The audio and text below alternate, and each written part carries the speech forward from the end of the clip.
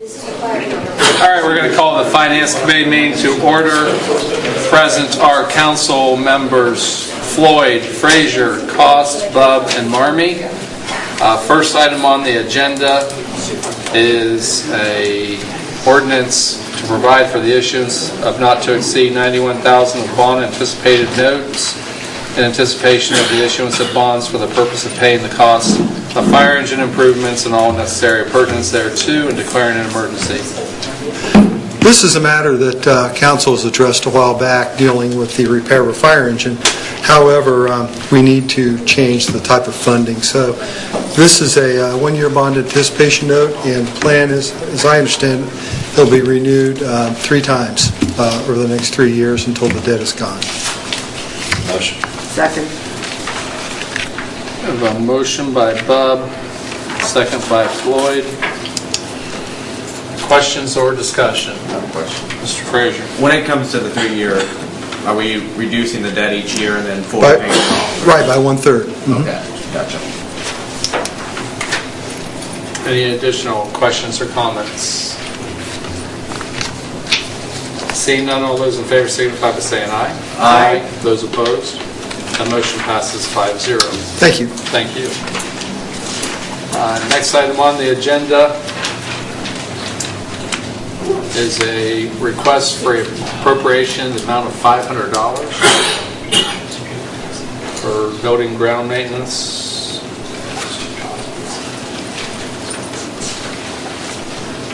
I'll go ahead and address that. We had a donation of $500 for buildings ground maintenance. Of course, it wasn't included in the budget, unanticipated to receive it, so now it's received. We would like to appropriate and go ahead and spend it as the donors wished. Motion. I have a motion by Bob, second by Floyd.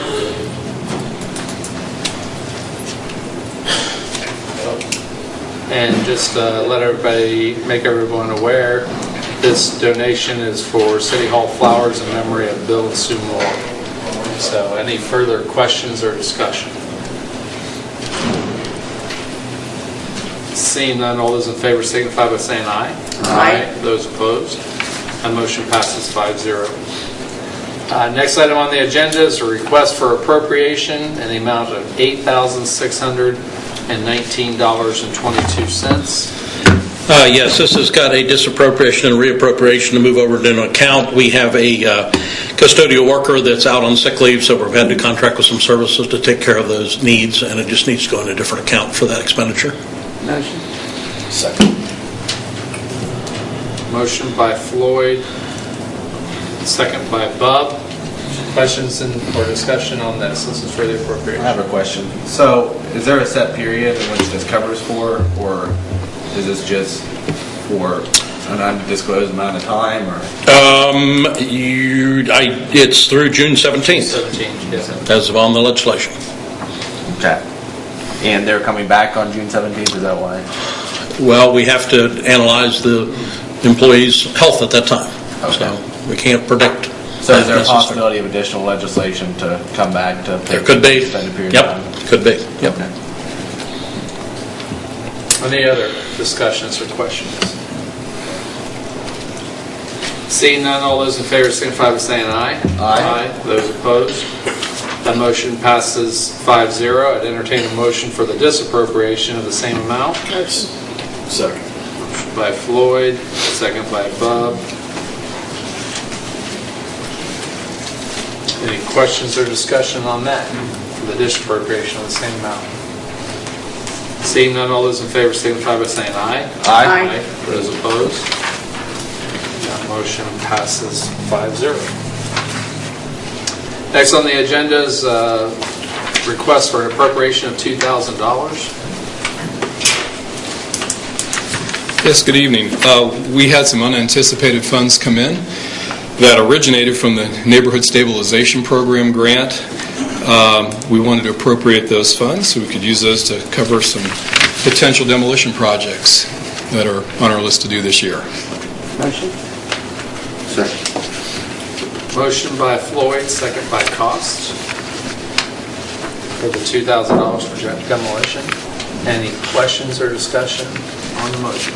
I have a question. So I take it this is going into a larger fund that's actually going to help facilitate it? Is that Well, where- yeah, Mark, NSP, Neighborhood Stabilization Program, came through the ARA, American Recovery Act, with President Obama.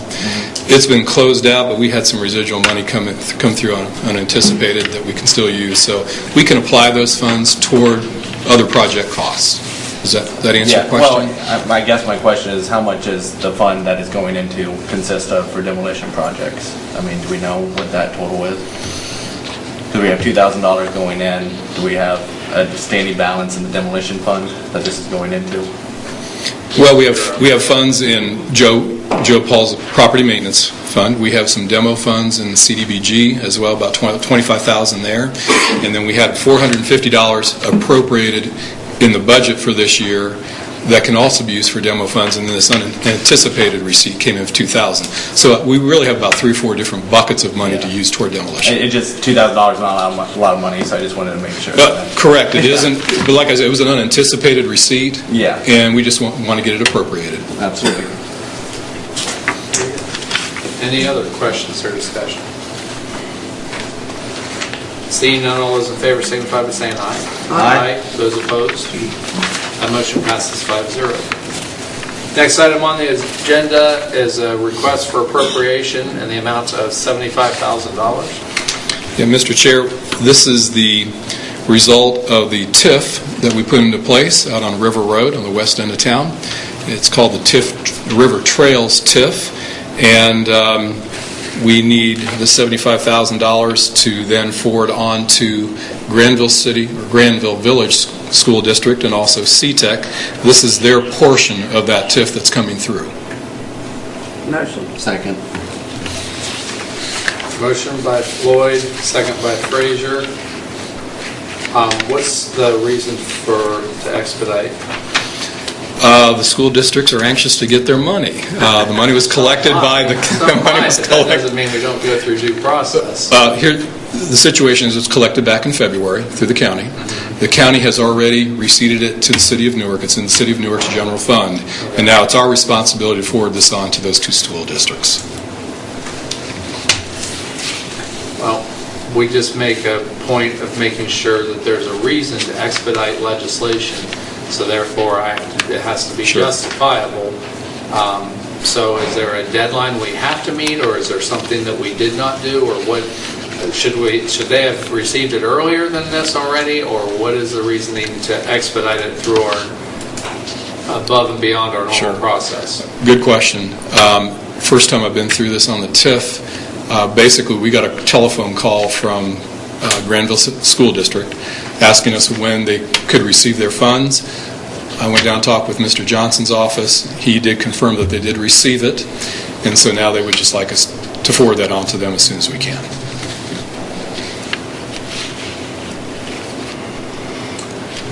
Well, I'll need some justification in order for us to expedite it next week, because our emergency clause is pretty clear.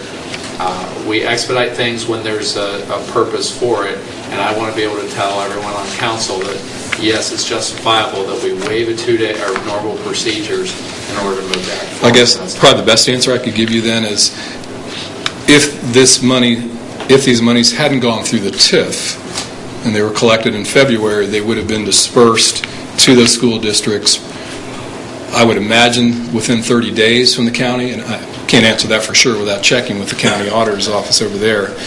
But I believe, Doug, that's probably the best answer I can give you. Under normal circumstances, they would have already received their funds. Okay, that's fine.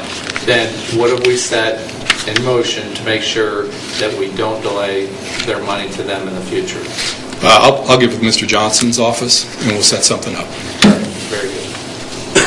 Any further questions or discussion? Seeing none, all those in favor signify by saying aye. Aye. Those opposed? That motion passes 5-0. Thank you. And with that, the Finance Committee meeting stands adjourned. Next up, I believe, is safety. All right, good evening, everybody. We will call to order the Safety Committee. Those present are Frazier, Blake, Johnson, Floyd, and Rath. Today we have Chief Connell, who will be presenting the annual report from the Police Department. So, Chief Connell, would you like to step up? or come on down. All right. Well, the annual report was sent out electronically to everybody. It's available to read electronically. I can hit a few of the high points over the last year if you're prepared. Ready? Yeah, go ahead. All right. Sounds wonderful. June 17th of last year, we instituted the Newark Addiction Recovery Initiative. It kind of passes the end of the year, but it looks like we'll have 100 participants by the time our one-year anniversary comes around, so that was a good thing. Obviously, we're not happy about the reason why we had to initiate it, but so far it's been a good program. And it should be noted that it actually hasn't cost the City of Newark any money. The salary is paid for by a federal grant for the officer, and we've spent no other monies, so I'm pretty proud of that. Along with that, we instituted our Community Initiatives Officer and Community Initiatives Sergeant. Again, both of those positions are funded by a federal grant that we got. It brings our target number of officers, sworn officers, up to 72. So the sergeant and the officer, they work on community outreach projects, including addiction initiatives.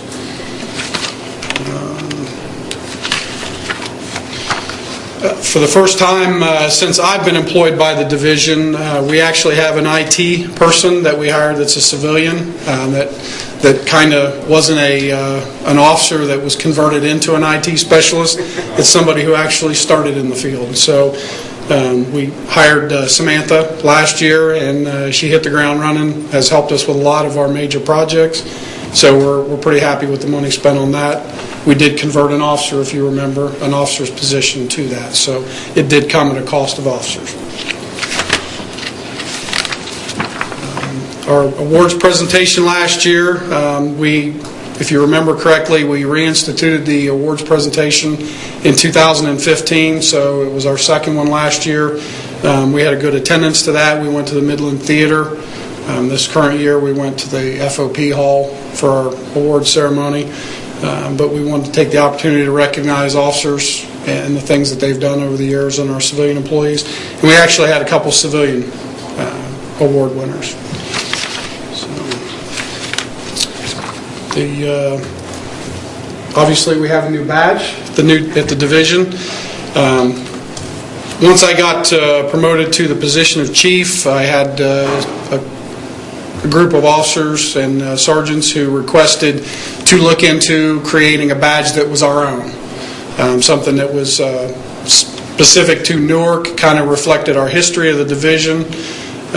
We had been using a badge that was kind of a generic one. You could kind of buy it, just put your name on it, basically.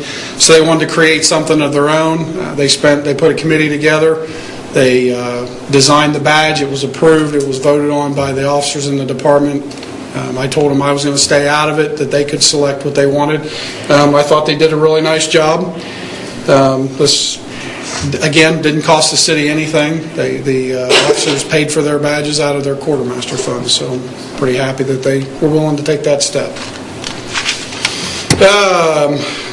We had some retirements in the 2016 that were pretty significant. If you remember, Captain Dave Herron resigned in April 2016. He accepted the position as Chief of Police in Heath. So it was nice that we were able to develop some leadership that's used somewhere else in the county. Obviously, I don't think our director's here yet, but he also retired as a captain and came back as safety director. So we're pretty proud of that. Again, we're promoting leadership. And we had 4 other officers either retire or resign during the year. So we hired some new people during the year, and they're doing, for the most part, they're doing really well. We also had a significant number of promotions during 2016. Sergeant Eric McKee was promoted to captain. Detective Doug Blind was promoted to sergeant. Sergeant Darren Logan was promoted to captain, and Officer John Bell was promoted to sergeant. So those were all promotions we had in 2016. So having sent it out electronically, I'd be more than happy to field any questions if you have any.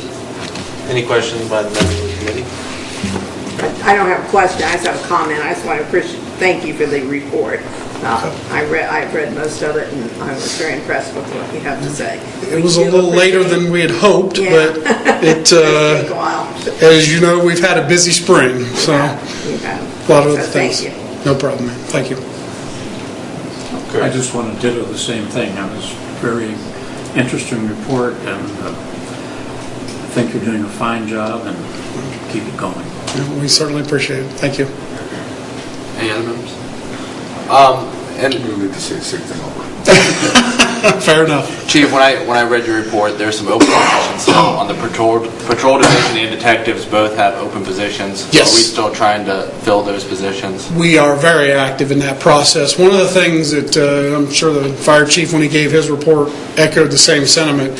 Our civil service process is slow by necessity. We want to make sure that we get the best candidates, and it takes a while to go through that process. I can tell you that as of today, we actually have issued conditional offers for 5. That still leaves a couple of openings that we're working to fill.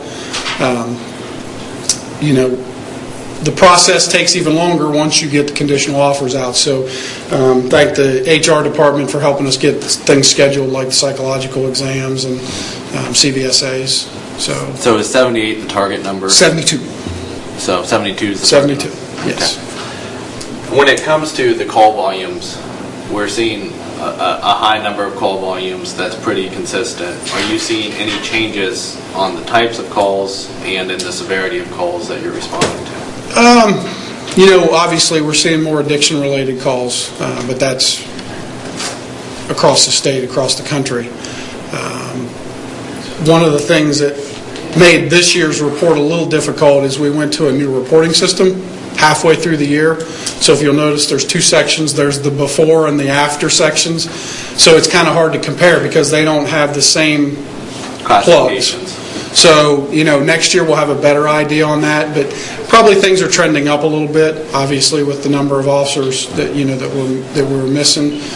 The officers are working harder. So. The other statistic I read was the capital improvements was $0 last year. We've approved new cruisers to come into effect with this calendar year. Yes. What is your strategy for the replacement of vehicles and the maintenance of the current fleet? I mean, is it kind of make it work as we can? Well, as noted in the report, we were disappointed that the levy didn't pass. That obviously would have made a life a lot easier to come up with an effective replacement program for capital improvements items. Barring that not passing, we're continuing to work with setting things on a normal schedule. And, we try to figure out how many we need, the life expectancy of a cruiser. Our cruisers do need replaced, and we're working on a program to do that. So we've taken a couple of them out of service the last couple of weeks. So we hope the new ones come in soon. Other than that, what do you think? I know this NARI effort has been a very impactful piece. What are you seeing with the recidivism of people that go in the program? And is it too early to tell what is the long-term impact of this program with these individuals? We don't track specifically the recidivism on that. We are a doorway to treatment where they know where we're at. We get them to treatment. We don't provide any treatment. So once they get into the doorway of a treatment, then that's kind of, we're out of it at that point. Obviously there is relapses. We know that's part of the program. We don't get too worked up by that because we know that's kind of a norm in that field. So we're just available. We tell people that, if you relapse and you want to come back, just come back. So, like I said, we're probably going to hit 100 by our anniversary. We're on target to hit 100 people entering the program. Anecdotally, we know that we've saved a couple lives. So. And my last question is, strategically speaking, over the next year, what do you want to see occur, and how do you measure success over the next year? Obviously, onboarding new personnel is going to be crucial for us. When we're looking at the numbers we know we have a sergeant retiring next month. So at minimum, we're going to be bringing 8 people on board in the next year. That process is lengthy. Like I said, it takes us, better part of 8 months to get somebody on board, and then it takes another 4 months to get them trained if they don't have to go to the academy. Of the ones that we send out, 3 of them are going to have to go to the academy. So it's a process that we have to look at actually 2 years down the road to kind of forecast where we are, but we know we're limited because we can't replace somebody until there's an opening. So we try to stay on top of that, and obviously retention of personnel is important.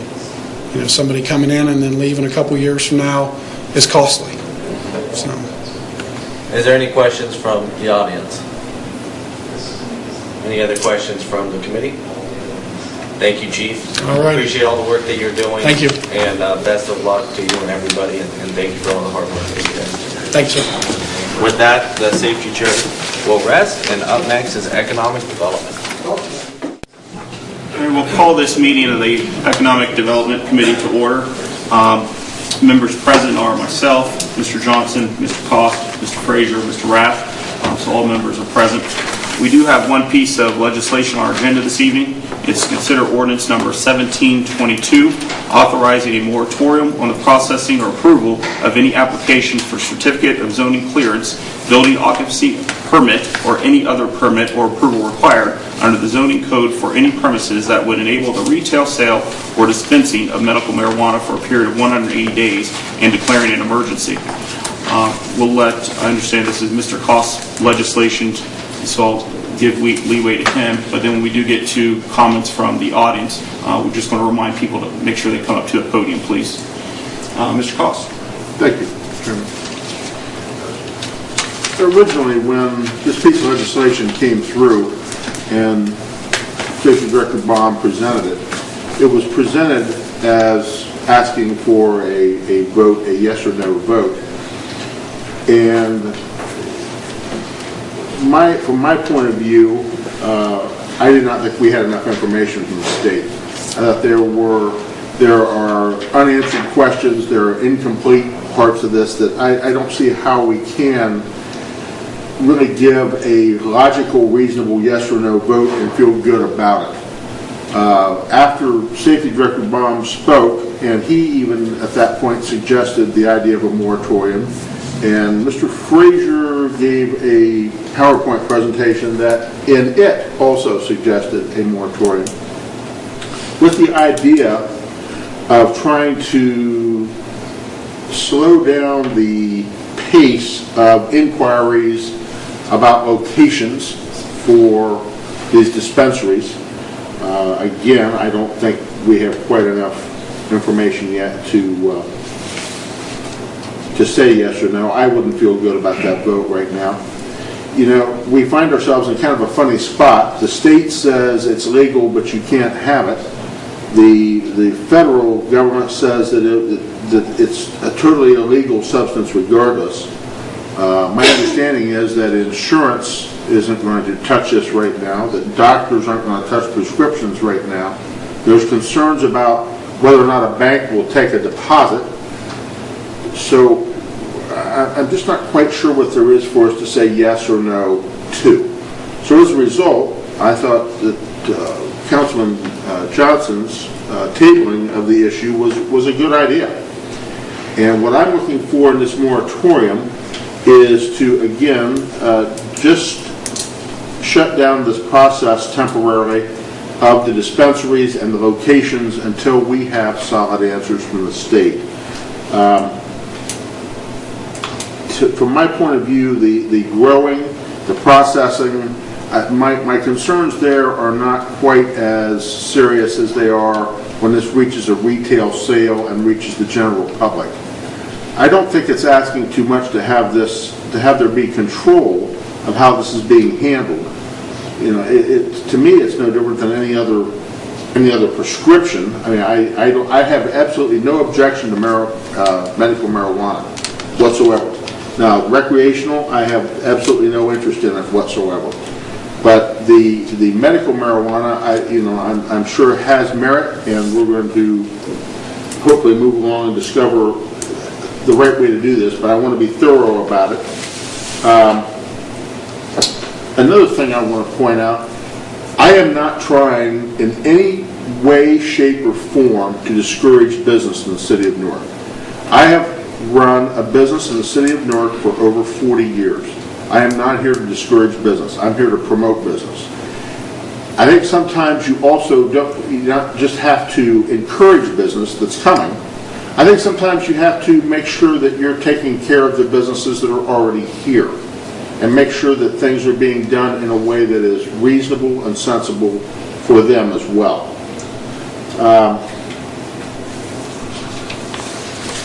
Another concern I've heard is that the length of time of this moratorium is 6 months.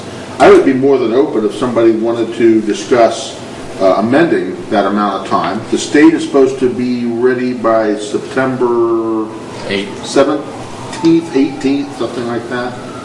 September 8th. 8th? Okay. And I don't know that we'll see if they're ready in that time period or not. But if we have that kind of guidance by then, we can always amend this amount of time of this moratorium. So I would be totally open to that discussion as well. But that's basically where I'm coming from. I think we've done the right thing so far. We're giving this every consideration, but I just want to make sure that we're going to have the ability to give a reasonable, rational answer when the state comes through with the information that I feel they need to provide for us. And not just about location, but some of the other things that I'm talking about there. There are a lot of loose ends. Thank you. Sure. Thank you, Mr. Cost. Comments, questions from the committee? Mr. Ray. So when you said you'd be open to an amendment for the duration, are you saying you'd be open to amending it to 3 months? So that on September 8th, June, when July, people could apply for permits, that we could revisit this then? I would consider that.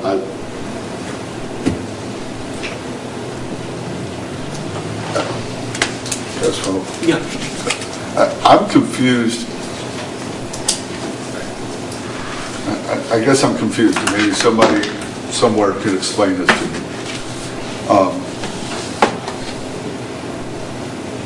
We have the issue tabled now for until when? Indefinitely. Indefinitely. Okay.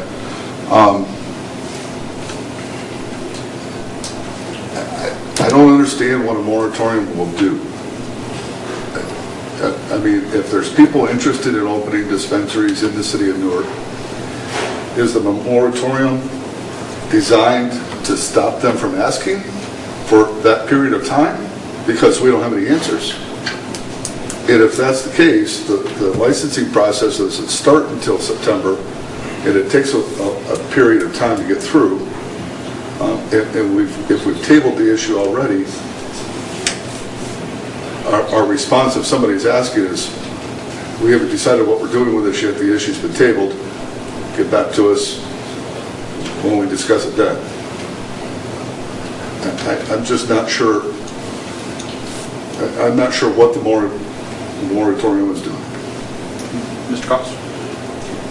I'm going to ask Safety Director Baum to address that, and I have some comments as well. Thank you. Appreciate the question. Thank you. Okay, here's what I know. I understand the moratorium to be in place until such time as, at this point, we are sure to know what all the rules are going to be that apply to the dispensaries. We don't have that information at this time. So making a decision without having all the information, I think, is irresponsible. So I like your idea of a moratorium. We will have all the information and can make an informed decision after the moratorium expires. So let's say that they finalize and give the final signature to a decision in 165 days as opposed to 180. Okay. Amend it in 165 days after you have all the information. However, since we're dealing with government, we know from personal experience, you can't always get things done as fast as you want to. So maybe it's actually October before you find out all the rules. We know that the number of dispensaries has gone from 1,100 down to 40, and now it's back up to 60. They're still changing things. So I just think a moratorium until you find out all the rules is a good idea. You're agreeing to something that you don't know exactly what you're agreeing to if you don't pass a moratorium. Mr. Cost said he wanted to make some comments, and go to Mr. Rath. And because I want to try to be as direct of an answer as I can for you, Jeff. My understanding with the tabling was that we were not saying yes, we were not saying no. So as a result, it was open field at this time for anyone to inquire on locations of dispensaries, and administration's concerns are the number of those inquiries that are coming their way.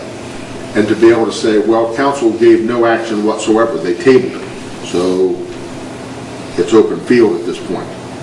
So a moratorium would allow them to be able to give the answer that for right at this time period, there's a moratorium on locations, dispensaries, until whatever that date's going to be, whether it's 6 months or 4 months or 3 months, to get that level of inquiries down to calm down until we're ready to deal with it. I think tabling the idea was a perfectly good idea, and I appreciate what you did, Curtis. But I think this is to my way of looking at it, this is the next natural step so that we really have ourselves in place to deal with those inquiries until we're ready, until the state gives us clear answers. I don't know if that helps or not. Mr. Rath. Can I add one thing to what he's saying to clarify things? Mr. Rath wanted to talk, and then we can recognize Mr. Marley. Well, I kind of lost my train of thought, other than to say, I couldn't agree with you more. To make a decision now, without all the information, without all the facts, would be irresponsible. I couldn't agree with you more on that. When we tabled this issue, I think that was us saying, we don't have the information. Yes, sir. So we're not going to make a decision now. Yes, sir. So I couldn't agree with that statement more. I would hate for a potential business owner to come into the city of Newark and make a financial investment based on the idea that he's going to open up a retail market when we don't know that we're going to be okay with a retail shop or not. So a moratorium lets everybody know, puts everybody on notice. I would think the purpose of a moratorium is we don't have all the information yet, so when you make an inquiry, we can say, hey, we haven't decided yet, so don't spend your money on this particular idea right now until we have a better idea of the direction that we're going to go. Are we on the same page, sir? As far as I'm concerned. Okay.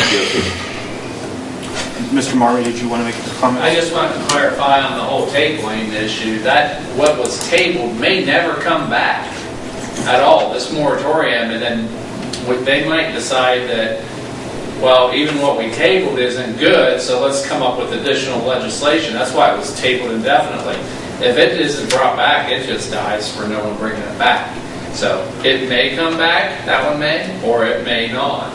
So just to clarify that, this just is putting something in place now, so then whatever we do legislate in the future, we either need to rewrite what was already presented or bring back the one that was presented, one or the other. Okay? So just to clarify that. Mr. Frazier.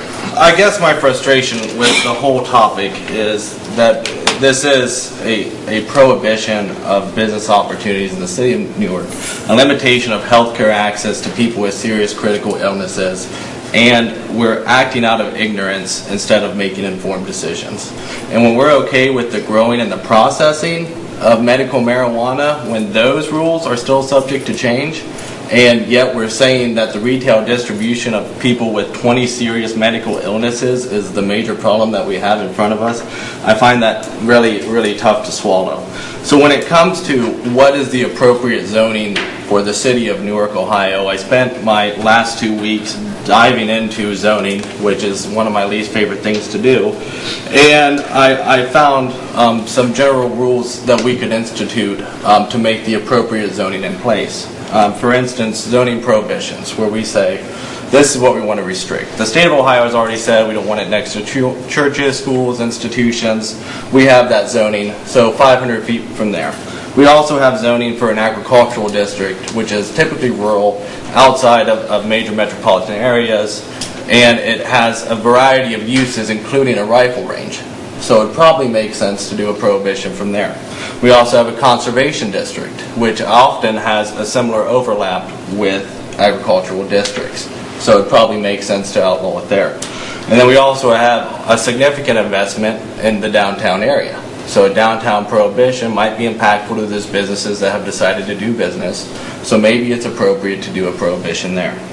The other piece is, how do we improve the security and response of our police force in case there were, heaven forbid, an incident, which seems a lot less likely compared to the opiate epidemic that we're facing with prescription pharmacies, as well as no prohibition between alcohol sales and opiate sales, which could result in the overdose death and health consequences. So we're okay with not regulating that. It's just the uncertainty of medical marijuana prohibition that we have concerns with.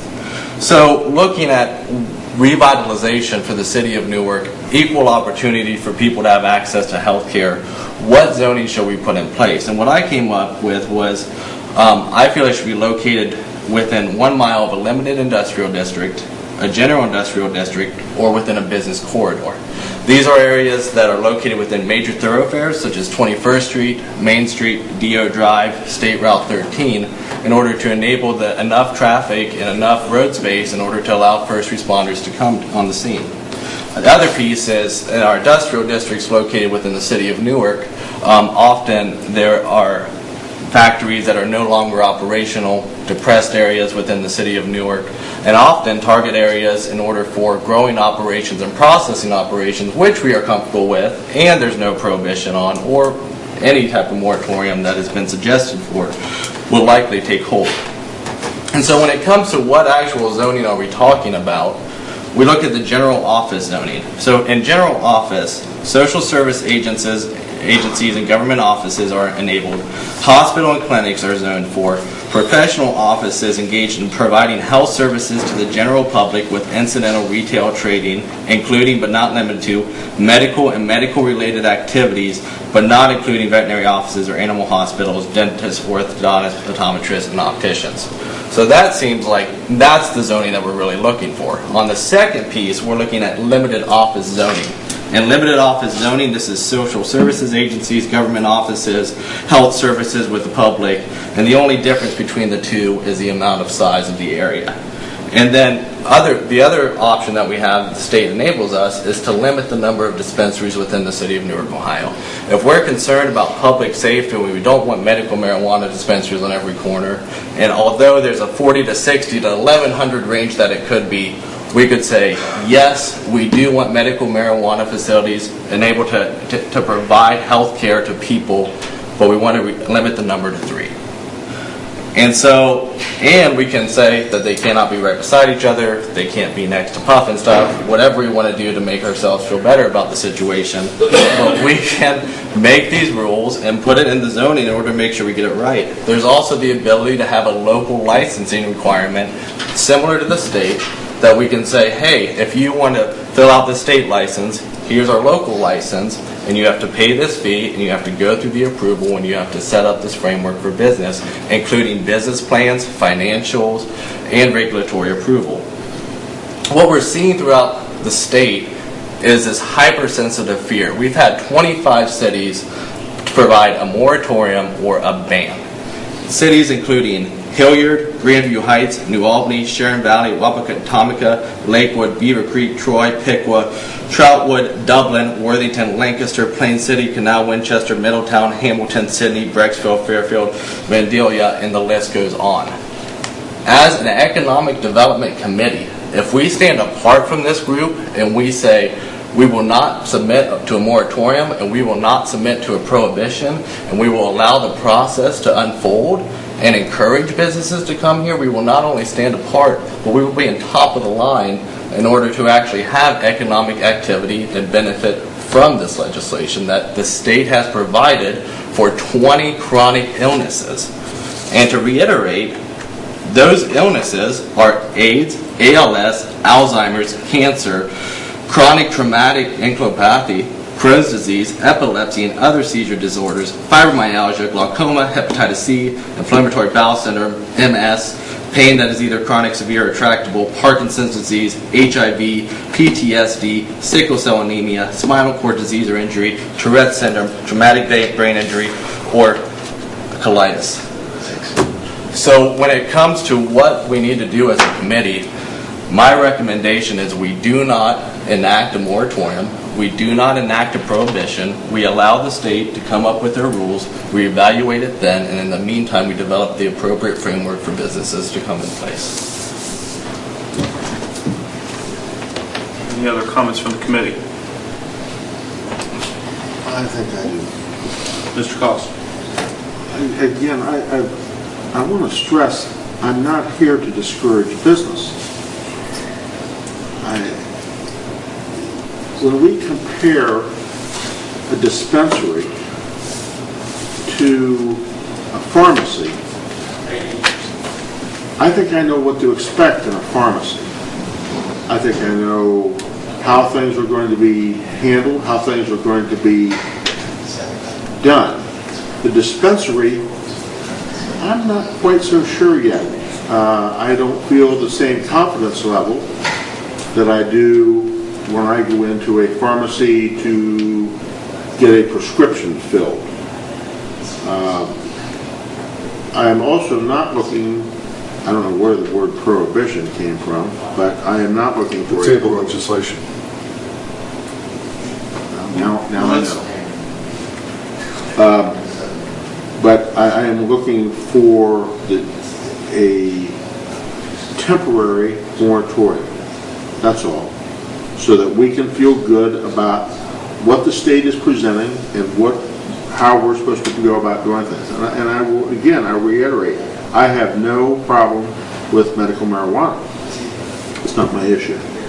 My issue is how we're going about doing this, given the loose ends that the state has left for us. Thank you. Where does prohibition come into this? Did you make a comment during his comments? I did. I'm sorry, I interrupted. He said he didn't know where the word prohibition came from. And the tabled legislation was a direct prohibition of medical marijuana dispensaries in the city of Newark. No time You were just frame. making a statement. Yeah, no time frame. It was just a simple prohibition. No, we're not allowing that in the city of Newark. And to follow up on that, since it was my statement, if you do a moratorium that impacts the licensing process, and then you're not able to get a license, and because you enacted this moratorium, and you're not able to allow dispensaries to be licensed legally, and then you go back to the line, and if there are not additional dispensaries that enabled, then you never have a dispensary, you have that limited access, and it's in fact a de facto prohibition. So that's the other piece of how a moratorium can actually become a prohibition. Mr. Johnson, did you have something to say?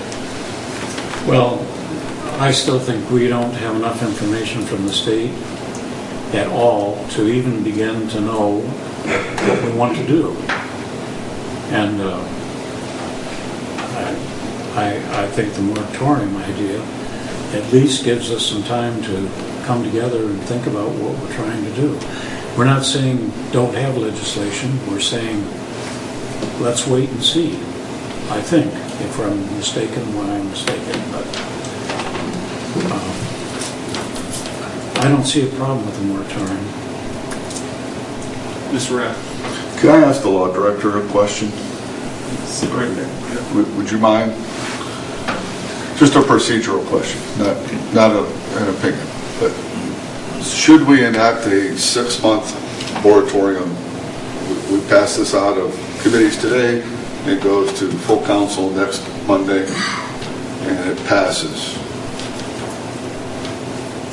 What if we were to adopt that same process to reverse that, or to amend it per se? What would the time frame be to be able to do so? So let's say we get 6 months into we have a 6-month moratorium, but let's say 3 months, 4 months into it, we decide, you know what, we want to reverse this. We want to reverse it like right now. And obviously we can't just swipe a pen and do it right now. What's the time frame that would take? Theoretically, you could do it in one day. How would that be accomplished? It could take 5 weeks and another 30 days to be fully enacted, depending on what process you follow. we have Rule 11, which is a process that allows a piece of legislation that could be drafted as an emergency to come directly before council without committee action. So if it was the will of one of the majority and minority leader of council to allow a piece of emergency legislation to come before council on a first or third Monday of the night, it could be debated and voted on that night and effective immediately upon the mayor's signature. So theoretically, it could take one day. The normal process is 5 weeks with a 30-day waiting period if there's no emergency clause attached. So it all depends on the sense of urgency that council has if they want to repeal this. If we go through committee and full council with an emergency clause? 5 weeks. Well, with an emergency clause, 3 weeks. 3 weeks. 3 weeks. Okay. Thank you. I knew about Rule 11, but I would not have ever thought of that. Oh, Mrs. Floyd.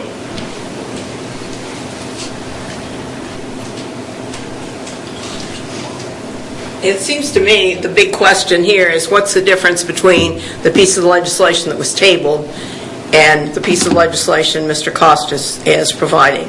It seems to me the tabled legislation, by tabling it, I think it leaves our zoning department sort of up in the air, and people who are thinking about bringing businesses here are thinking, well, you know, maybe they'll come back and do what we want them to do, and so we can go out and lease property or purchase property that we could put a business on.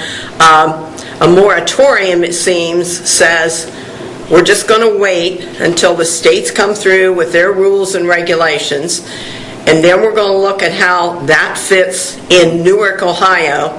I, like Bill, am not opposed to medical marijuana. I stay with a friend 8 hours a week who has Parkinson's, and once the rules are set for medical marijuana, her doctor said, I'll write a prescription for you immediately, which would help her immensely. I was there this afternoon for 4 hours.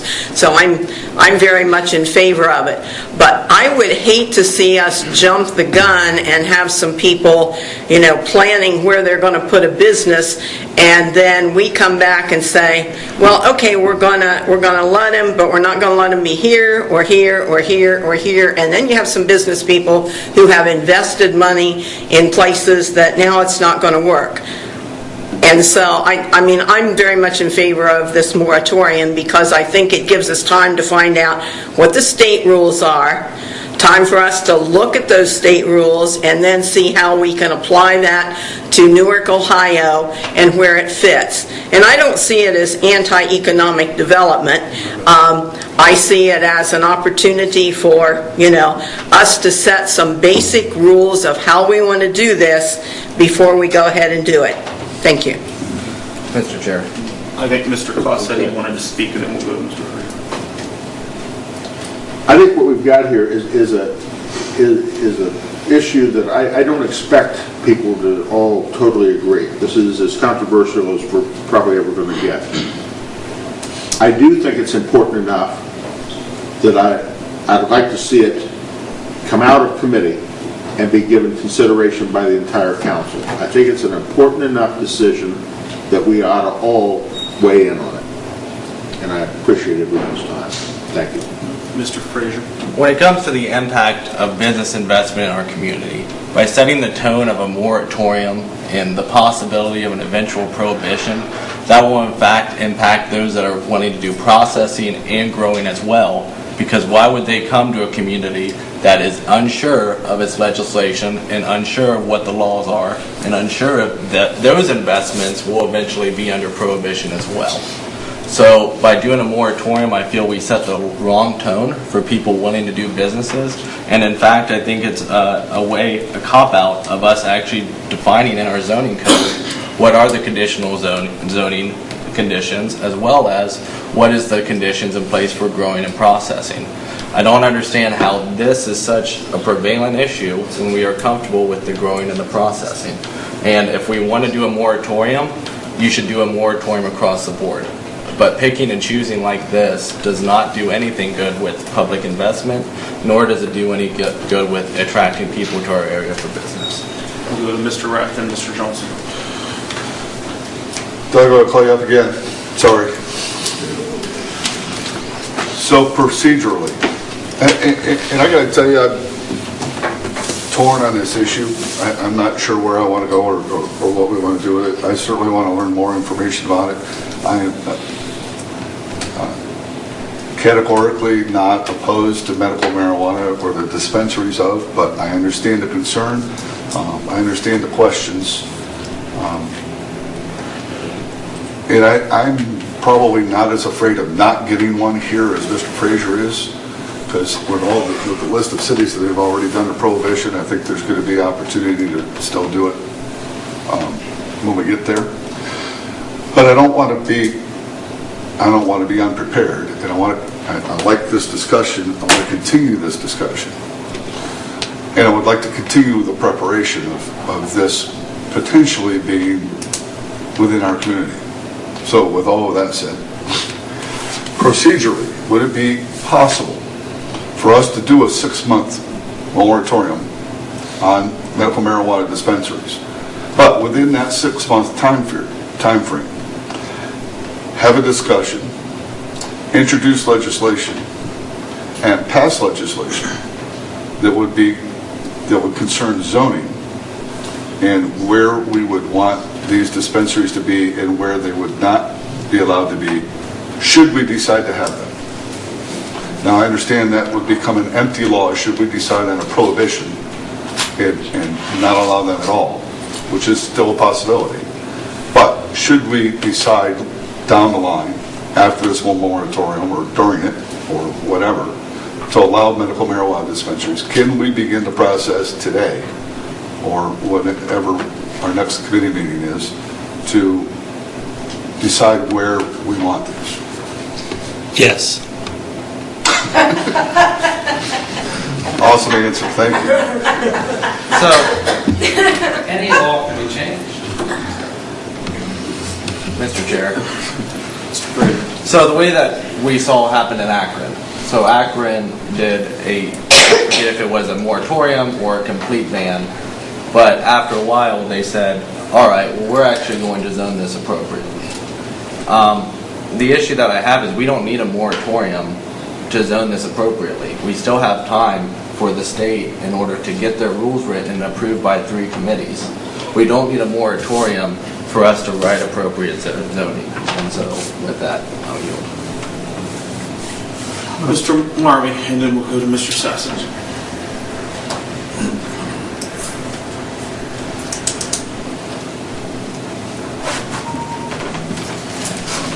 I'll just start off by helping Mr. Rath. Any law can be changed by this body that this body enacts, and we do that all the time.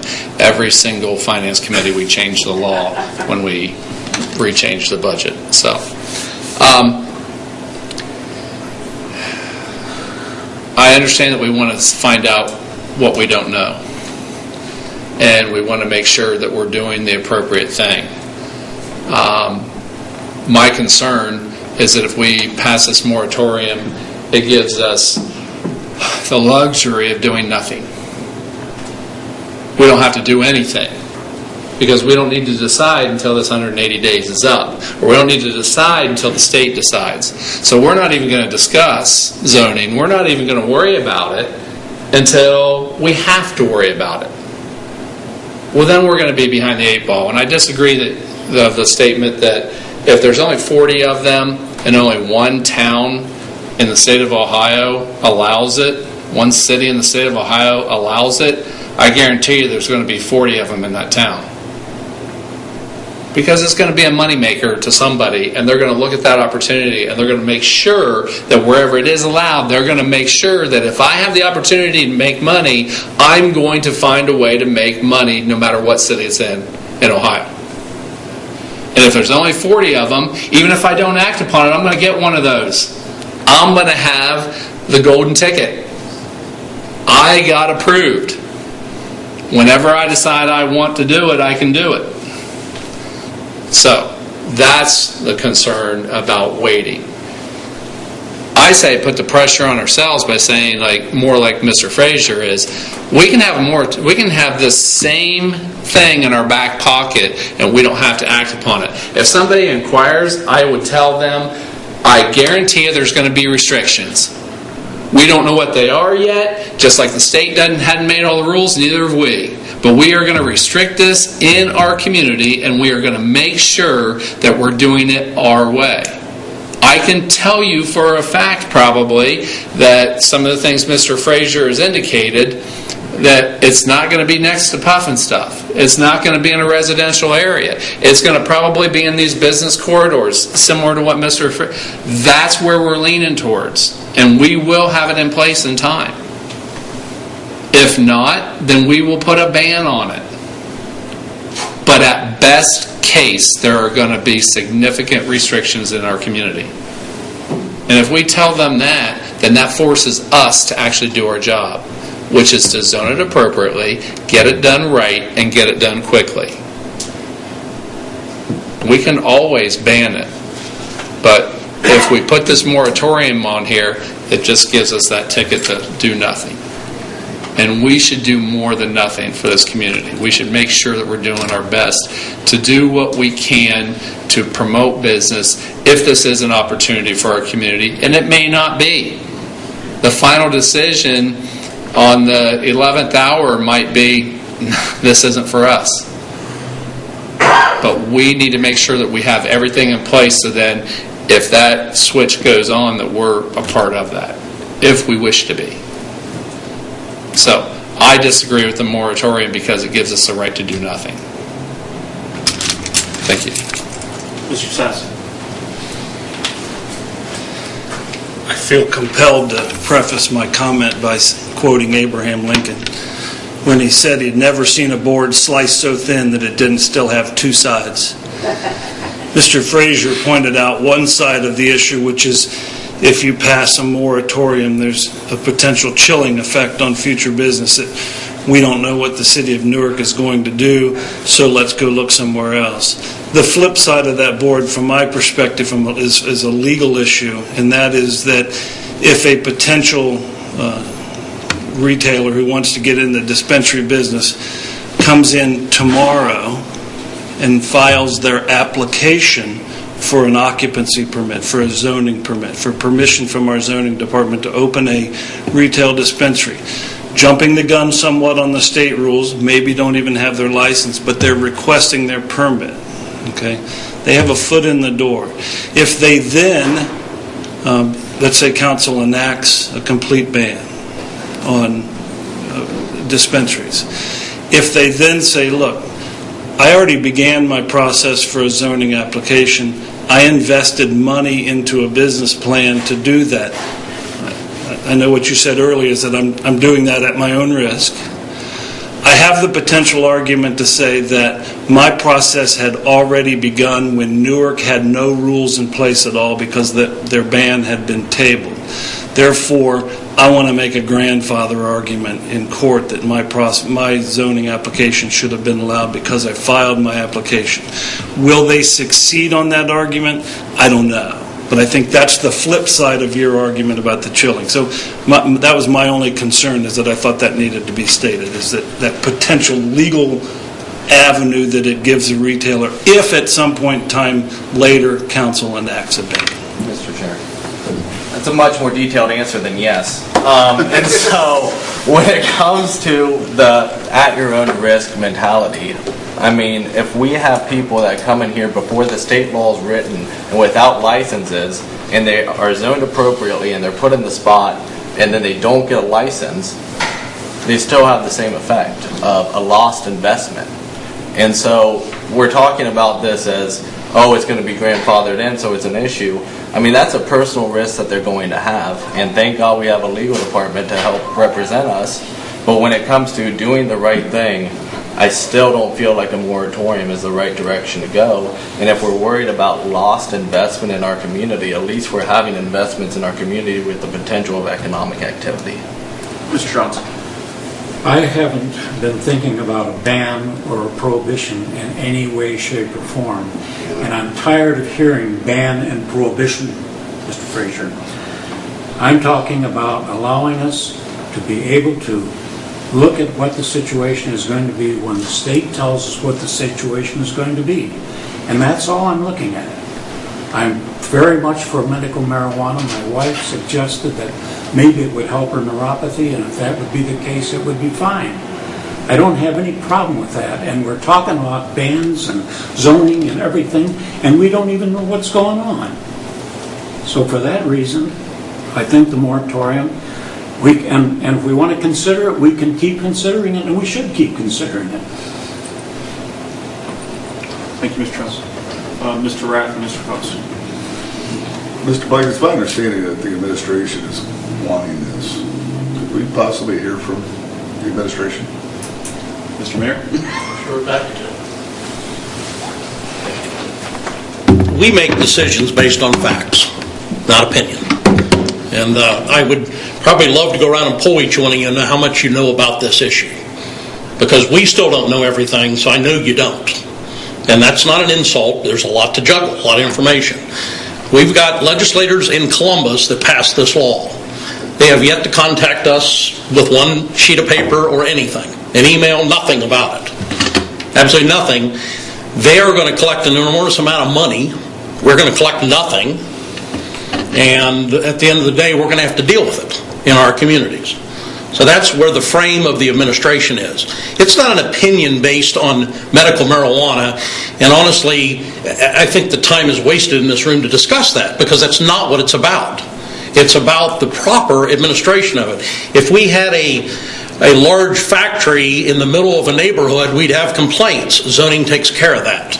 We had some old grandfathered factories in the middle of neighborhoods, because that's how people got to work. They walked from their homes to it. That got complaints in those past several years. It's always been challenging. So zoning is there to make things balance out and work properly. If you want to talk about economic development, you're going to get the best bang for your buck out of the growers and the processors, and not the dispensaries. Dispensaries, if they have to have sales tax, that goes to the county. It doesn't come to us. The cultivators and the processors are going to hire people. The cultivators, we know, are hiring maybe 30 people, maybe a $1.1 million payroll. That's about $17,500 a year for our general fund. If you want to talk facts, we can talk facts. That's what this is about. And instead of just opinion, you need to know the time frame properly. There's been a lot of fiction up here and a lot of different stories. On September 8th of 2016, the Ohio General Assembly actually voted in the program and said within 2 years it needs to be in operation. At that point, they stepped out a time frame from September 8th. And what they said, by May 6th of 2017, the cultivator rules needed to be adopted. Think you got to grow it, you got to process it, then you dispense it. Those are the three factions of it, and they kind of did a time frame with that, in that mind. There's no sense having a guy ready to sell when you haven't even started to grow it yet. From what we've met with some experts, maybe 3 months or something to grow it. I don't know, and that's still fine things. But I'm just saying, they're first, and if you want to think about the cultivator, probably has the largest process to set up. There's going to be 24 cultivators in the state, 12 large and 12 small. And it's based on the square footage of growing, producing plants. They'll have, if you want to call them mother plants that produce the seeds and the buds, they'll take those seeds off and grow starter plants that will be the producing plants. The square footage is based on the square footage of those plants. The small one is 3,000 and below. The large one is 25,000 and below. So 25,000 square feet of growing plants. So their goal is to establish 12 cultivator locations for that.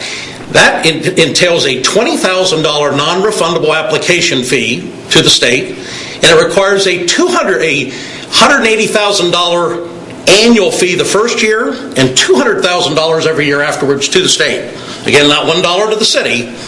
If I've got to make the patrol cars run for an issue, if I've got to, at the end of the day, and it's not an opinion, this is what we got to deal with, is within a building, whether it's dispensing or growing or processing, it's a product that will assist and help some people, but there's legally, and there'll be a whole lot of people that like it illegally.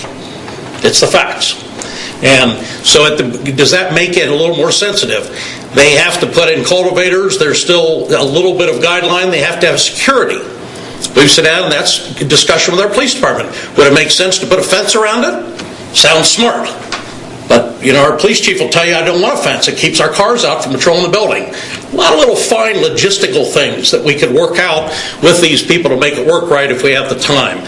So September 8th of 16 it started. May 6th, which we just passed a couple weeks ago, was the cultivator rules were adopted. They're going to take applications in June, 2-week period for small, 2-week period for large. They'll make the decision in July and do those awards. So it takes time. The processor rules need to be adopted by September 8th of this year, and the dispensary rules on the same time. So if you call the Ohio Attorney General's office, they will not give you any information on it. They will give you no opinions. They will tell you the Ohio Department of Commerce is setting up all the licensing of it. So right now there are applications coming out for cultivators. There are no applications for dispensaries. There are none, because it hadn't even been developed yet. And of course, until that application comes out, nobody truly knows what the final rules are. There are groups working together to try to get this right the first time. It's good. That's good government. And so it takes time to do that in many ways.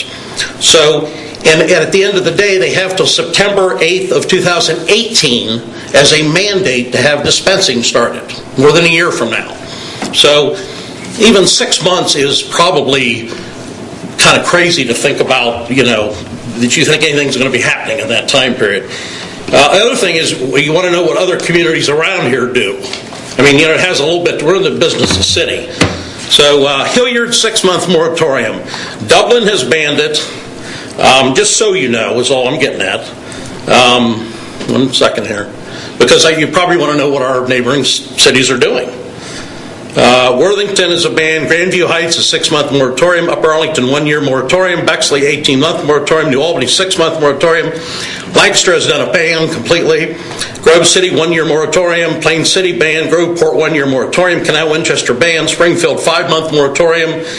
Cleveland, 1-year moratorium. But they're thinking about lifting it on growing sites. Again, you can undo any law, as Mr. Marmee said. Any ban can be unbanned at any time by this body. Sharonville and Hamilton County, a 6-month moratorium. Middletown and Butler County, a ban. Hamilton, a ban. Sidney, a ban. Kettering, a 1-year moratorium. Wapakoneta, a 6-month ban or moratorium. Lakewood, Beaver Creek, Troy, and Piqua. Greene and Miami County, 6-month moratoriums. Brecksville, a ban pending voter approval. Fairfield, a ban. Vandalia, a ban. And Trotwood, a 6-month ban. That's just a partial list of communities. So sometimes we look at neighboring cities and we look at other cities in the state, and what are you doing with this? And we give calls out and do those things. There's an enormous amount of information even once it's done. And it's our job to educate you on that to make the most accurate decision. And I think probably, as Mr. Costa said, we don't have all that yet. We surely don't have it on the dispensaries yet because it hasn't been made yet. So it's across the board.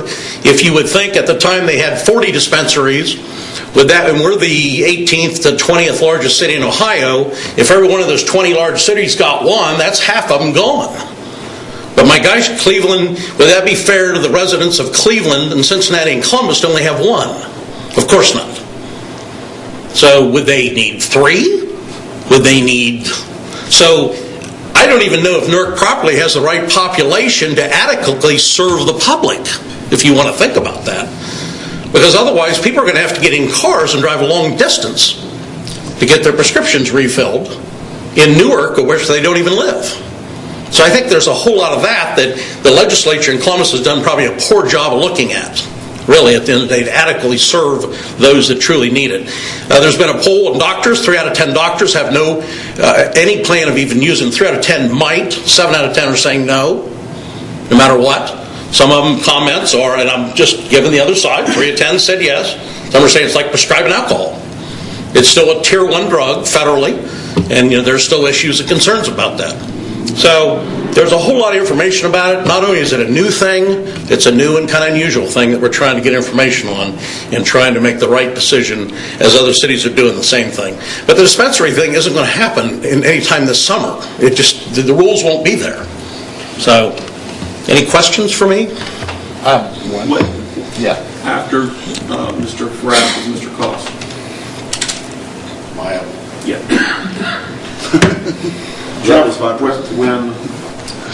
when you get whoever gets the phone call, whether it's you or Safety Director Baum or whoever, when that phone call comes through tomorrow asking what City Council has done, or asking where does it stand right now, what can we do or not do, are they being told that we've done the easy thing and we've done absolutely nothing? Or are they being told that we have tabled this issue? So I'm just not quite sure what answer they're being given. That's fair. Maybe that's part of the reason why I'm looking for an answer that can be given. I think part of the reason we brought this to council is to start the discussion. There's a fair amount of discussion on it. And it's, again, there's nothing in the past similar to this at all. Doctors cannot prescribe this. Fact. There's no prescription from a doctor. Doctors recommend it. Okay? Then you have to have a license or a permit to be able to go obtain it. So doctors will not be prescribing it. They cannot do that. They're governed by the FDA, the Federal Drug Administration, which does not recognize it as a legal drug. So that's why they're not involved. Yes, there's a lot of cash in the business, and there's a lot of issues with cash. Because FDIC, Federal Deposit Insurance Corporation, guarantees the bank's deposits. They don't want to take money that they can't guarantee by federal deposit insurance. So that's why they will not set up accounts. That's, Colorado has a lot of issues with that. And there's a whole lot of discussion about whether it will start under the table issues, problems. Do you even report your business much? Because it's cash. You want to talk economic. And I'm just throwing comments out, not making any opinion based on it itself. But I think if the facts of it, it was probably going to try to get on the Constitution by the public, the citizenry, so the Ohio legislature stepped in and passed law on it to try to avoid that. So is that good legislation? I don't know. That's for your input. I don't think it was, its intent was from a little different side. They would first call our engineering department, which is the zoning. That is Nate, is our zoning inspector. And they're going to ask, is there any laws on the books permitting or not permitting this use of a business? And there are none. So that's the answer they're going to get from one of our employees, and that's the right answer he needs to give them because that's his job. I have asked that calls now come to his oversight director, which is Dave Rhodes, so we can have a little more discussion to explain that a little more. I don't see that that's our employees' job to kind of go way out of the norm and start talking. That isn't their job. That's our job. So we have talked to a couple cultivators that had some interest. Again, you're talking pretty good money. It would be enclosed in a building, not seen nor heard, many things to it, and the rules are in place. We understand what those are at this point. So I think that's why our thought was we're fairly open-minded to that instead of moratorium on everything. The business side, it takes a long time to set in a business. If you're leasing, maybe a little quicker. There is build-out time. There's negotiations. Certainly, if I'm going to sit here and thinking about any one of three factions of it, I look at that list I just read to you, and none of them don't want to even talk to me yet. So they're trying to find cities that are at least open-minded to it. But on the other side of that, that's exactly right. I don't want to get a business person going down a road that, because absence of law is saying they interpret that as there won't be any. And that's not fair either, because we want to be fair to our businesses. At the same time, the statement I think was made by Mr. Cost, we represent existing businesses. It won't be the first time I've ever heard, I like it, but not in my backyard. That's a famous phrase, and I'd like you to, depending on where you are, how many people you represent, whether it's your ward or the whole city, you need to talk to a lot of people. And you need to talk to businesses. Would you mind if a dispensary was next to your business? Because you represent that person in business too. And we have to look down the road that if people start locating dispensaries, and again, plural would seem absurd for the town of Newark, no bigger than it is, but for no more than they're giving. But on the other side of that is, what if they move in and the person next to them is totally unhappy with that? Then they're going to be contacting us and talking to us, and you're going to have to deal with that. And I'm going to tell you that. So, because you represent the existing businesses also. And we've heard that many times, businesses say, well, you didn't ask us, or, where was it we, on that side of it. So, anyways, that's long-winded answer to your question, Bill. Mr. Frazier. So can we talk about what Johnstown's doing by charging an excise tax on marijuana businesses in order to have additional revenue come to the city? Is that how you understand that their process is going, where they're not only encouraging it, but they're also getting additional income by doing a surtax on it as well? Johnstown has the resident that developed the process to extract it. There'll be no smoking of marijuana, there'll be extraction of the oil, and that is how the consumption will be. There's a gentleman up there that has developed the process that's used far beyond marijuana. It's used for other reasons, to extract oils for fragrances and stuff like that.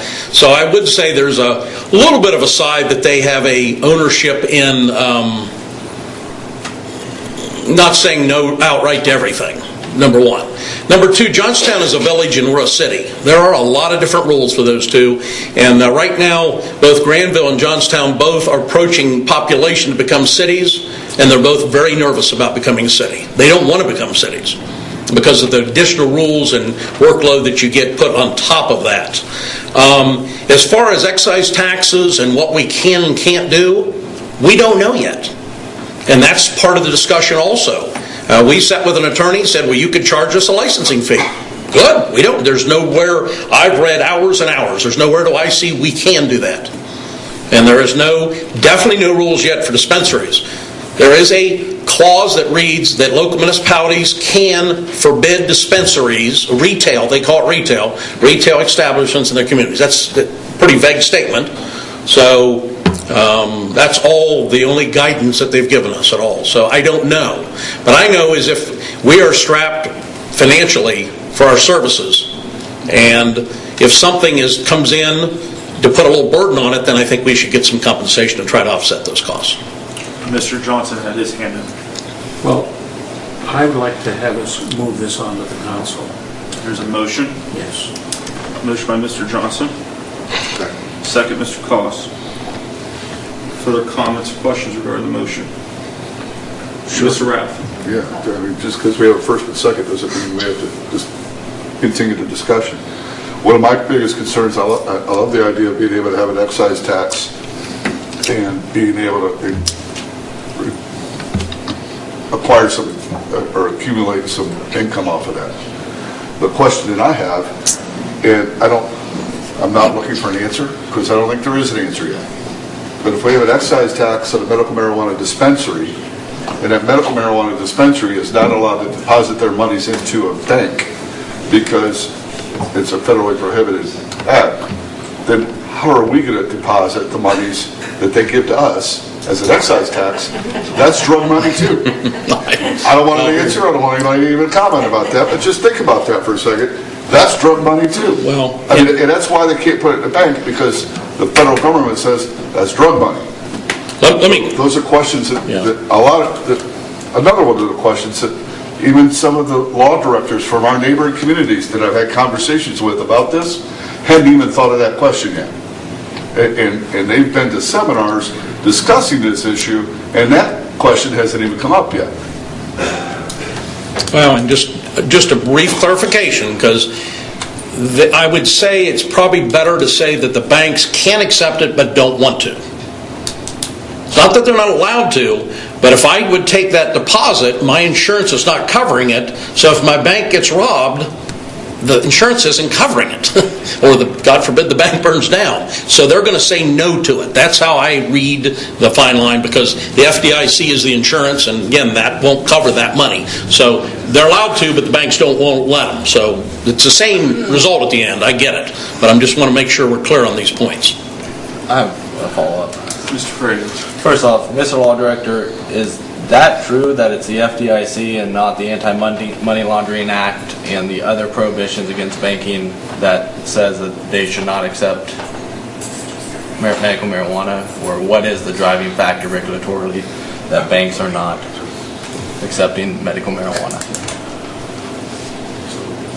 My wife will not allow me access to the family checkbook, which should explain to you how much I know about banking law. The answer is I have no idea. Well, so since it's my profession, I'm sure there's a lot more laws that are impactful. Secondly, I want to point out that growing and processing would also violate those federal regulations for banking as well. And therefore, if we're really worried about drug money, it should be across the board. Thirdly, I just have real concerns about the message that this will send to the business community and as well as our constituents that do have serious medical illnesses and will not have a place to get treatment in the city of Newark, Ohio. With that, I'll You haven't pass. said they don't get a treatment. I don't know where you're saying that. Any other comments from the committee? Any other comments? Anyone who has not spoken yet? There's a lot of people in the audience that haven't had an opportunity. Go ahead. So something, Jen Carnegie, 2584 Upland View Court.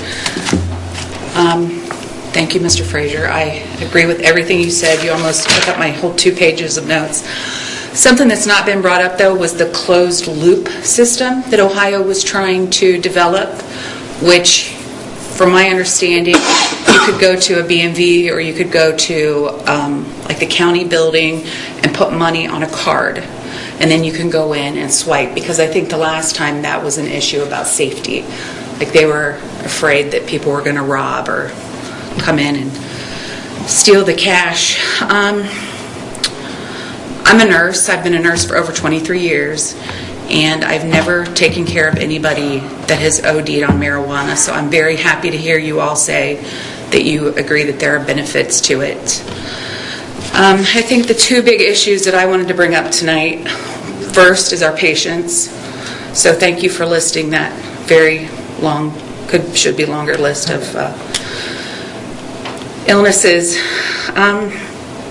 Transportation is a huge issue here in Newark, and it's something that we've talked about off and on, that I've met with some of the council people and talked about.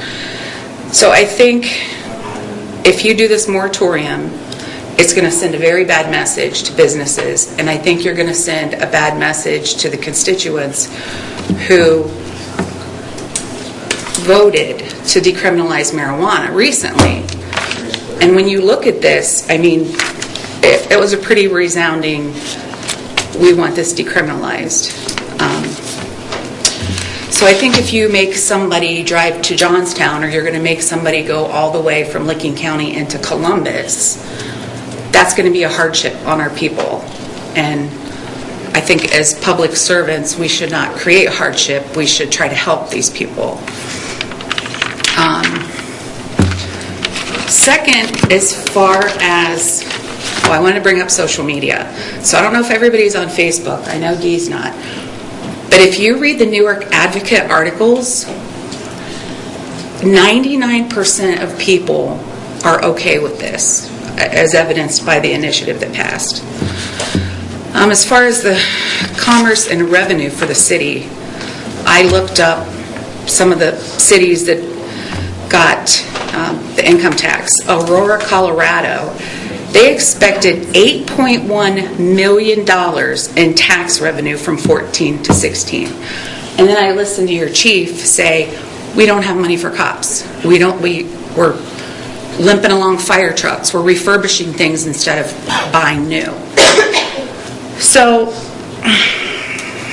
I totally agree with Mr. Frazier. I think this moratorium is a bad idea.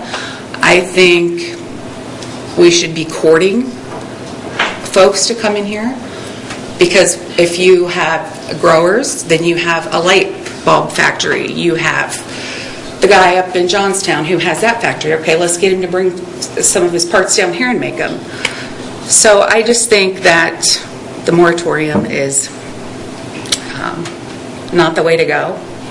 And I think Newark needs to be a forward-thinking city, and we need to advocate for our patients, and we also need to advocate for our businesses. So, thanks. Thank you.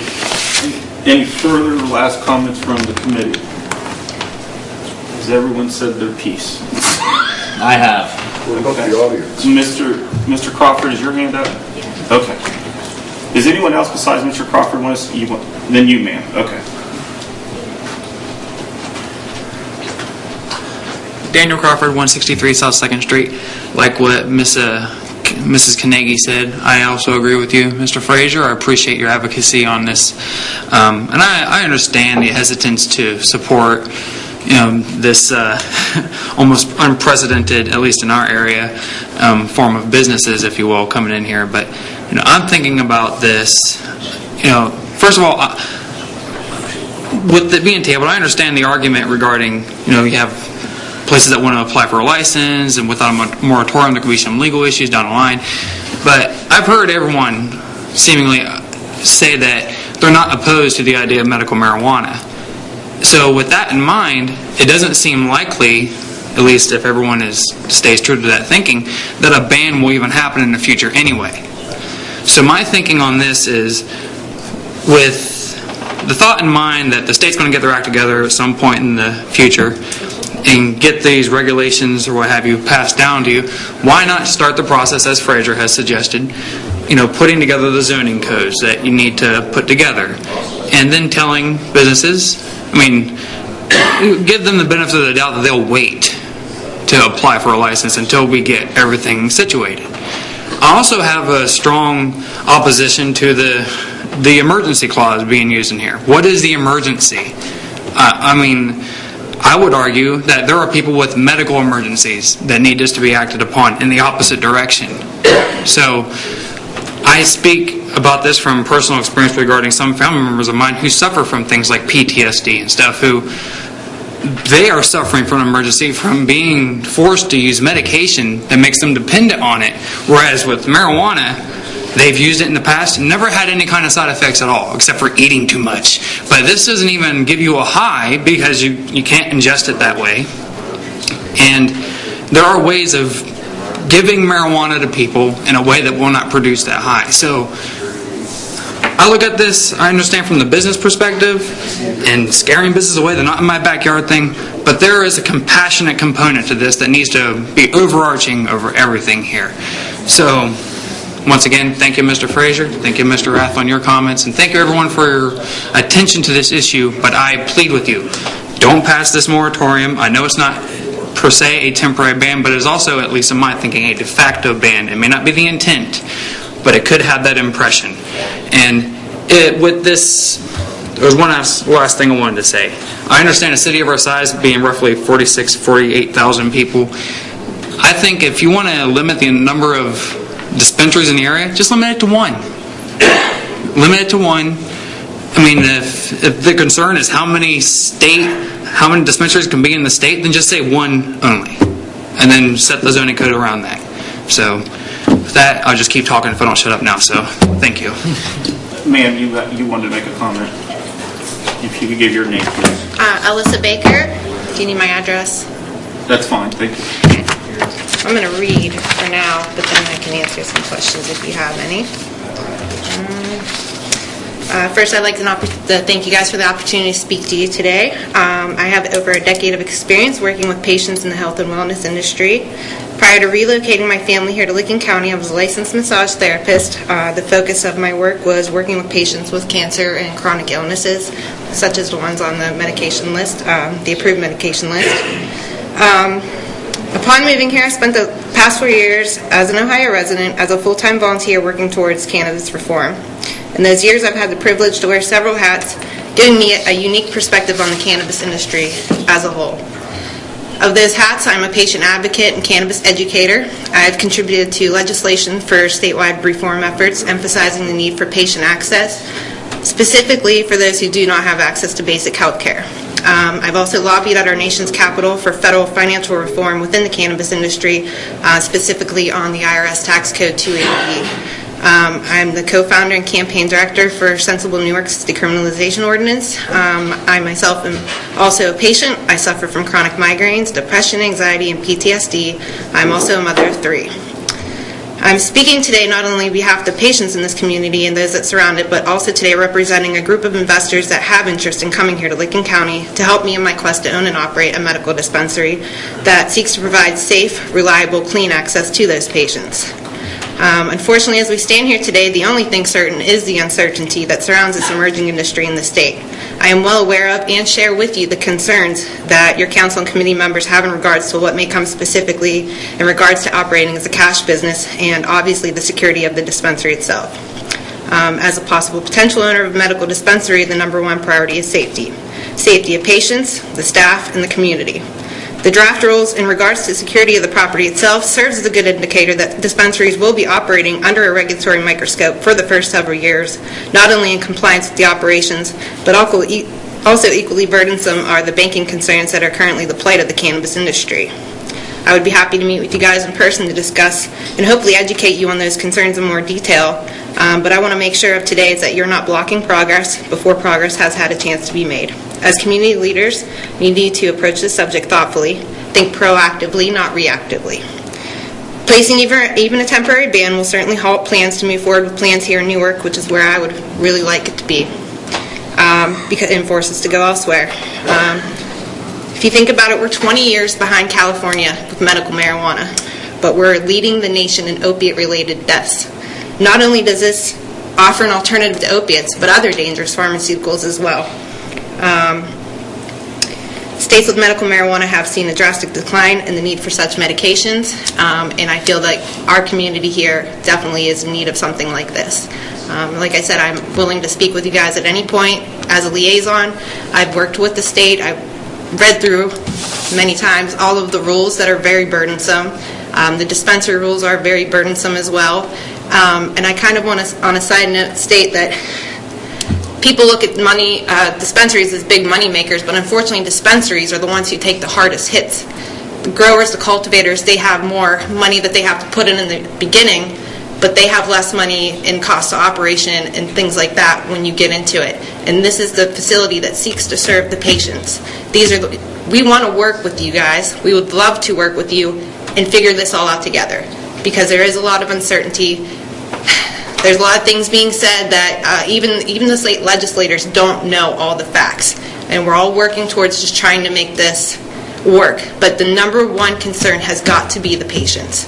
That's what it comes down to. It's not about money. It's not about how it can hurt people, help people. This is about patients, number one. And I'd like to keep that conversation on that topic as much as possible. Thank you for your time. Thank you.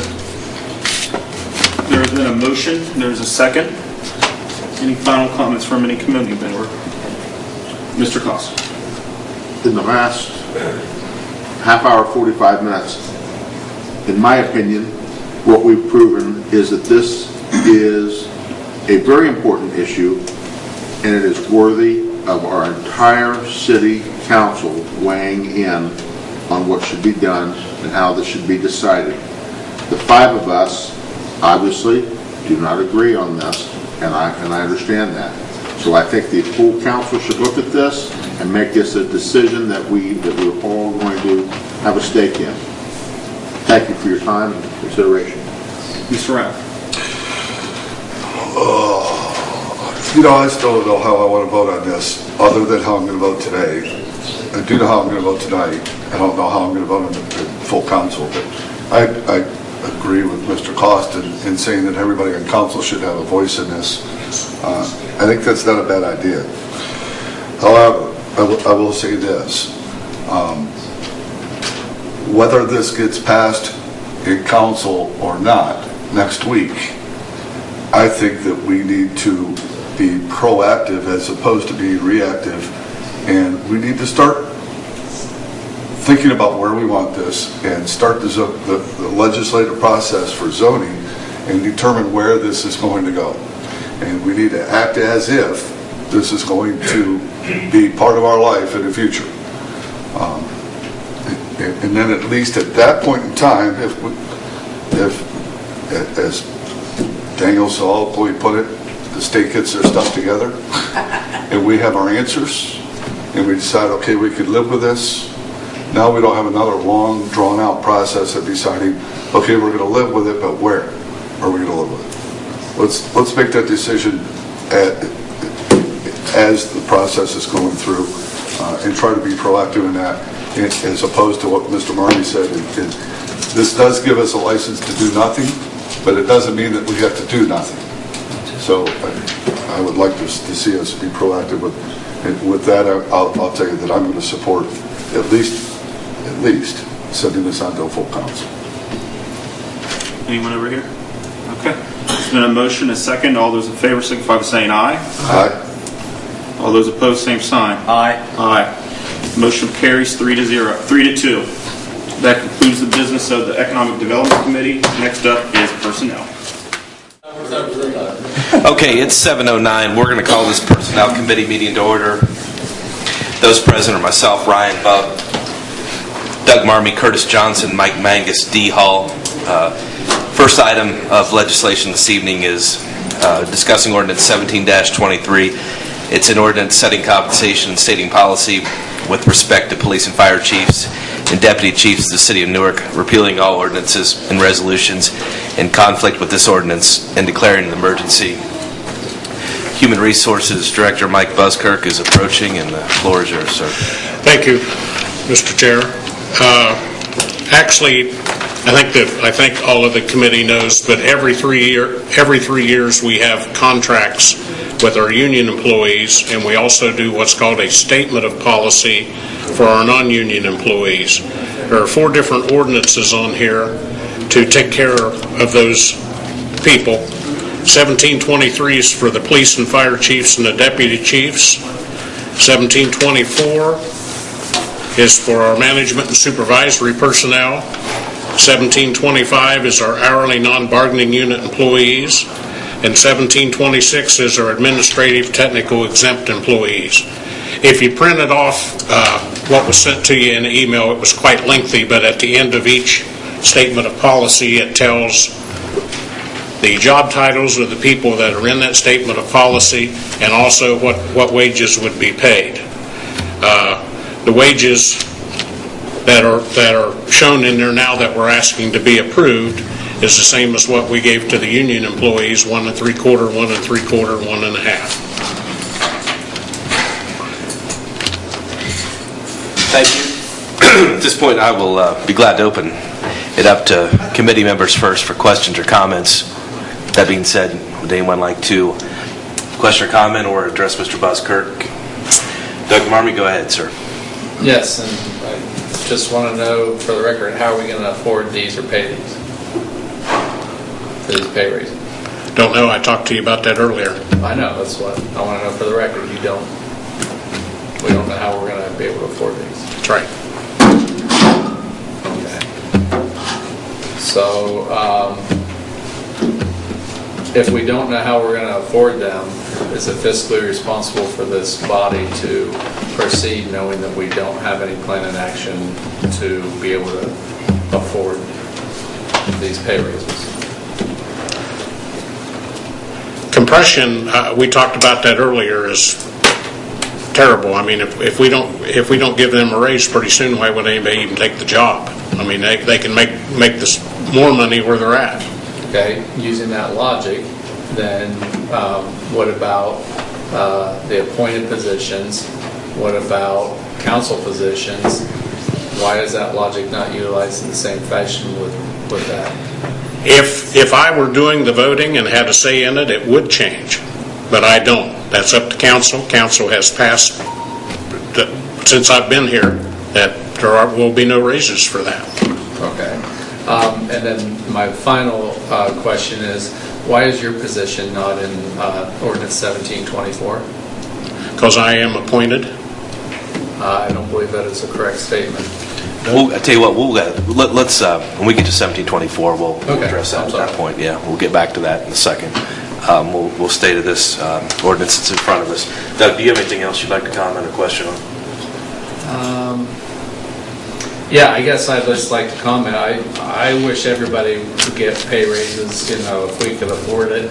I've said this about whether it's the union positions, whatever it is. I guess my point of the matter is, if we're utilizing this logic that everybody gets a pay raise, why isn't everybody getting a pay raise? And, I agree. Are we being fiscally responsible if we know we cannot afford the pay raises that we have, and we do not have a clear plan as far as how we're going to pay for this? Are we being fiscally responsible and going ahead and granting these pay raises? That's the other side of it is, without a plan and action, we don't even know how we're going to pay for the ones that were mandated by the decisions that were put in front of us. So, let alone these, which are not mandated, and that these are just ones, just like whether it be appointed elected officials or whatever it is, those also are not mandated, so we choose not to give pay raises for whatever reason. So, thank you. Does anyone else, this board, have any questions, comments regarding this matter? How about anyone from the audience? See none, I would entertain a motion. Motion to move this on to council. Second. All right. There's a motion on the floor by Mangus, a second by Hall. Is there any further questions or comments? Seeing none, all those in favor, excuse me, of moving this on to full council signify by saying aye. Aye. Aye. Those opposed? Aye. Motion will pass 4-1. Moving on to 17-24, it's an ordinance setting compensation and stating policy with respect to management and supervisory personnel of the City of Newark, repealing all ordinances and resolutions in conflict with this ordinance and declaring an emergency. Mike, do you want to touch on this real quick? Any differences or what you want to go over? All the same. Okay. All right. Doug, did you have a question on this regarding Mike's position? Yeah, it's not an appointed position. Is it supposed to be in this category since it is no longer an appointed position? I hate to argue with you because I'd love to have the raise, but that's not how it works. The charter so many years ago made that a classified position, and there has to be a competitive, I'm going to call it an interview process. I don't have that right in front of me, but it's my understanding is it's still an appointed position.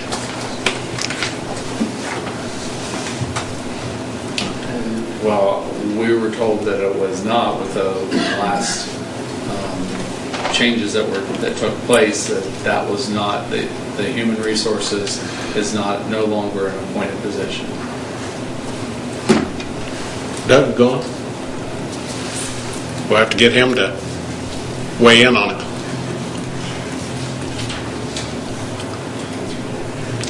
Okay. Carol, did you have a... I was just going to say, I think because he was already appointed in the office, it's almost like a grandfathered thing for Mike. Maybe for the next one, then the charter kicks in, I would assume, but... Took place with the previous HR director. And she was on the charter, but she was not in office at that time. Mike was in office. Okay. Don't try to get some clarification on that. Yeah. That's an argument I don't want to win, but... That's fine. Does anyone else have any questions, comments? No, I'll be glad to entertain a motion. Do you have a question? Motion. Okay. To advance 1724 on to council. All right. Council. I have a motion by Mangus. Do I have a second? Second. Second. Yeah, actually, I don't think, Jeff, I don't think I can take a second from you. No. Oh, never mind. Okay. Yeah. Heck, I thought I was supposed to be here. No, that's right. Okay, I'll get a second by Hall.